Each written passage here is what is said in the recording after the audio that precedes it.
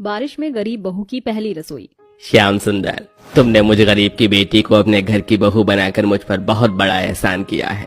आज से मेरी बेटी तुम्हारे घर की अमानत हुई। हरगोविंद, हम दोनों सालों से दोस्त हैं। ये मेरा सौभाग्य है कि मेरे दोस्त की बेटी मेरे घर की बहू बनी है। पिताजी, अपना ख्याल रखना। जा मेरी बेटी, एक नई जिंदगी तेरा इंतजार कर रही है। भगवान करे तुझे दुनिया की हर खुशी मिले। ऐसा कहकर गरीब हरगोविंद अपनी बेटी को डोली में बिठाकर विदा कर देता है। एक बेटी जो सालों तक अपने पिता की आंखों के सामने पली बड़ी होती है, कहाँ आसान होता है अपने उस कलेजे के टुकड़े को किसी और के घर विदा करना। थोड़ी देर में अनुराधा अपने ससुराल आ जाती है। अरे भगवान, बार बार घर के बाहर क्यों झांक रही हो? बहू कब से दरवाजे पर खड़ी है, उसका गृह प्रवेश कराओ। अजी कराती हूँ, इतनी जल्दी भी क्या है, पहले जरा दहेज का सामान तो आ जाए। तुम जरा इधर आना। सुमित्रा जी, तुम अच्छी तरह से जानती हो मेरा दोस्त हरिगोविंद बहुत गरीब था। भला वो कहाँ से दहेज देता? जब तुम्हारे गरीब दोस्त से दहेज नहीं दिया गया तो अपनी गरीब बेटी का बोझ हमारे कंधे पर क्यों डाल दिया? अरे एक बाप ने अपनी बेटी दे दी, ये क्या किसी दहेज से कम है? हम खुद भी तो एक बेटी के बाप हैं। दहेज न मिलने के कारण सुमित्रा गैर मन से दरवाजे पर खड़ी अपनी गरीब बहू का गृह प्रवेश कराती है।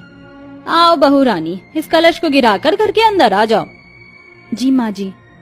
बड़ी बहू, जा अपनी देवरानी को उसका कमरा दिखा दे। सुमित्रा इशारों में ज्योति को कुछ कहती है, जिसके बाद ज्योति अनुराधा को घर के एक कच्चे कमरे में ले आती है। उस कमरे की हालत बिल्कुल भी रहने लायक नहीं थी। कमरे का ज्यादातर हिस्सा टूटा फूटा था। जेठानी जी, ये कमरा तो बहुत ही गंदा है। मैं यहाँ कैसे रहूंगी? और यहाँ तो सोने के लिए भी कुछ भी नहीं है। अरे तो क्या अब हम तुझे मखमल का बिस्तर दें? तू किसी महलों से उठकर तो आई नहीं है जो यहाँ ठाट बाट खोज रही है। ये तो तेरे ससुर जी के कारण तू इस घर की बहू बन गई, वरना मैं तो तुम जैसे गए गुजरे गरीब लोगों से कभी रिश्ता नहीं जोड़ती। अगर तेरे बाप ने दहेज दिया होता तो तुझे यहाँ नहीं रहना पड़ता। सोचा था कि मेरी छोटी बहू अपने साथ जो दहेज लेकर आएगी उससे एक दो और पक्का कमरा बन जाएगा। अब तेरी यही औकात है। चल बड़ी बहू। अपनी सास का ये रवैया ज्योति को बहुत बुरा लगता है। पूरा परिवार अपने पक्के कमरों में आराम से सो जाते हैं। इस कमरे में तो सोने के लिए कुछ भी नहीं है। एक काम करती हूँ, इस चटाई पर ही सो जाती हूँ।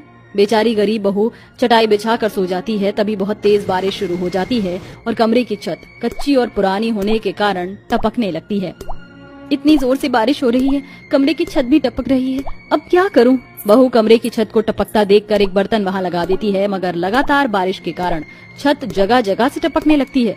बेचारी बहू सारी रात कमरे में बरसात के पानी को बाहर फेंकती है और सुबह के 4 बजे बारिश बंद हो जाती है। भगवान का शुक्र है, बारिश थम गई। अब थोड़ी देर सो जाती हूँ। अनुराधा सोने जा ही रही होती है, तभी दरवाजे पर खटखट होती है। नहीं भाभी, ओ नहीं भाभी, जल्दी से नहा धोकर बाहर आ जाओ। आज तुम्हारा ससुराल में पहला दिन है। बस आई ननद जी। बहू जल्दी से नहा धोकर अपनी सास के पास आती है।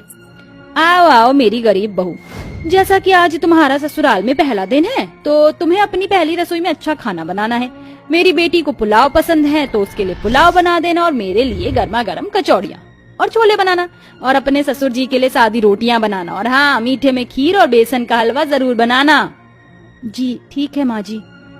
अरे ओ मेरी गरीब बहू, किचन में कहाँ चली जा रही है? अपनी पहली रसोई का सारा खाना तुझे आंगन में बने मिट्टी के चूल्हे पर बनाना है। और वैसे भी गैस चूल्हे पर खाना बनाने की तुझ गरीब की औकात भी नहीं है, क्योंकि अपने मायके में तो मिट्टी के चूल्हे पर ही खाना बनाती होगी। खड़ूस सुमित्रा बेचारी बहू को उसकी गरीबी का ताना मारती है। अनुराधा आंखों में आंसू लिए आंगन में आकर अपनी पहली रसोई का खाना बनाना शुरू करती है। तभी अचानक आसमान में बरसाती घटाएं फिर घिर जाती हैं और जोरों की बारिश होने लगती है। हे भगवान, अब क्या करूं? इतनी तेज बारिश हो रही है, लकड़ियां भी गीली हो रही हैं। इतनी बारिश में मैं अपनी पहली रसोई का खाना कैसे बनाऊंगी? बारिश को देखकर बेचारी गरीब बहू अपनी सास से कहती है, माँ जी, आंगन में बहुत तेज बारिश हो रही है, ऐसे में मैं अपनी पहली रसोई का खाना कैसे बनाऊं? मम्मी, अपने मायके में तो मेरी गरीब भाभी ऐसे ही बारिश में भीग भीग कर खाना बनाती होंगी, मगर यहाँ देखो, बारिश की 2 बूंद पड़ते ही कैसे नखरे कर रही हैं। कान खोलकर सुन ले मेरी गरीब बहू, तुझे अपनी पहली रसोई की रस्म इस आंगन में ही पूरी करनी है। फिर चाहे बारिश आए, तूफान आए, या फिर बाढ़ ही क्यों ना आ जाए, अगर तुझसे नहीं होता तो चली जाना अपनी गरीब बाप के घर।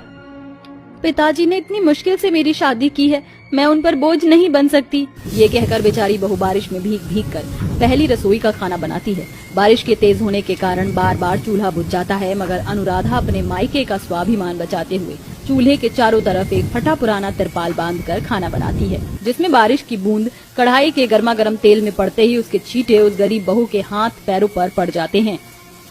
माँ, मेरा शरीर, कुछ भी हो जाए मगर मैं हिम्मत नहीं हारूंगी। मैं इस बारिश में ही अपनी पहली रसोई की रस्म पूरी करके रहूंगी। अनुराधा अपनी पहली रसोई का खाना बनाकर सभी को परोसती है। वारी मेरी गरीब बहू, खाना तो तूने बड़ा ही लजीज बनाया है। हाँ, खास करके खीर तो सबसे स्वादिष्ट बनी। लगता है ये बारिश का एक्सपीरियंस है माँ। लगातार बारिश में भीगकर खाना बनाने के कारण अनुराधा ठंड से ठिठुरने लगती है। देवरानी जी, तुम तो पूरी तरह से बारिश में भीग गई हो। जाकर कपड़े बदल लो वरना बीमार हो जाओगी। धीरे धीरे सुमित्रा जानबूझकर अनुराधा पर जुल्म ढाने के लिए उससे चूल्हे पर ही खाना बनाती। लगातार मानसून के कारण बारिश रोज उस गरीब बहू पर कहर बनकर टूटती। मम्मी देखो ना कितनी बारिश हो रही है, ऐसे में अगर गर्मा गर्म चाय के साथ समोसे और पकौड़े खाने को मिल जाए तो मजा आ जाए। हाँ हाँ, क्यों नहीं मेरी प्यारी बेटी, तेरी गरीब भाभी है ना अनुराधा। अरे ओ अनुराधा, चल जल्दी से जाकर हमारे लिए चाय और समोसे बना, और हाँ पकौड़े भी। माँ जी, आज मेरी तबीयत बिल्कुल ठीक नहीं है और बाहर कितनी तेज तूफानी बारिश हो रही है, ऐसे में चूल्हे पर ये सब नहीं बनेगा। तुझे मैं इस घर में मुफ्त की रोटियां तोड़ने के लिए बहू बनाकर नहीं लाई, जो कहा है बनाकर ला। हर बार की तरह इस बार भी बेचारी गरीब बहू बरसात में आंगन में आकर अपनी सास ननद की कही गई फरमाइश में लग जाती है। हर पल के साथ बारिश और भी ज्यादा तेज हो जाती है, जिससे बारिश का पानी आंगन में भरने लगता है और आंगन की मिट्टी गलने लगती है। बारिश का पानी तो पूरे आंगन में भरता ही जा रहा है। मुझे इस चूल्हे को ईंट पर रखना होगा वरना मिट्टी का चूल्हा टूट ना जाए। अनुराधा ईंट रखकर चूल्हा ऊंचा कर देती है और गर्मा गर्म समोसे पकौड़ी बनाकर सुमित्रा को परोसती है। खुशबू तो बहुत अच्छी आ रही है। आजा निम्मी बेटी, बड़ी बहू, समोसे खाते हैं। थोड़ी देर बाद, मम्मी मुझे और समोसे खाना है। तू बैठ, मैं लेकर आती हूँ। क्या पता कहीं वो गरीब चोरी छिपे समोसे पकौड़े खा ना रही हो। ये कहकर सुमित्रा आंगन में आ जाती है, मगर मिट्टी के बिछलाव पर फिसल कर गिर जाती है और तभी कुछ जोंक उसके पैर में चिपक जाते हैं। माँ, मर गई रे, मर गई। अरे कोई बचाओ। हे भगवान, ये आंगन में जोंक कहाँ से आ गए? मुझे माँ जी को बचाना होगा। अनुराधा अपनी जान की परवाह ना करते हुए भाग कर आती और जैसे तैसे जोंक से अपनी सास को बचाती है, मगर इस बीच जोंक उसका बुरी तरह खून चूस कर जख्मी कर देते हैं। माँ जी, चलिए माँ जी। अनुराधा सुमित्रा को घर में लेकर आती है, पर जोंक अनुराधा के शरीर का खून चूस लेती है। फिर अनुराधा वहीं बेहोश हो जाती है, जिसके बाद सुमित्रा डॉक्टर को बुलाती है। डॉक्टर के आने के बाद कुछ टाइम बाद अनुराधा को होश आता है। अपनी बहू को अपनी जान बचाने पर सुमित्रा अपनी करनी पर पछताते हुए रोते हुए कहती है, अनुराधा बहू, मुझे माफ कर दे।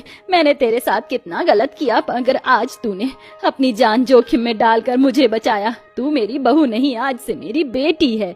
ये कहकर सुमित्रा अपनी गरीब बहू को गले लगा लेती है। ये देखकर श्याम सुंदर और ज्योति अनुराधा के लिए बहुत खुश होते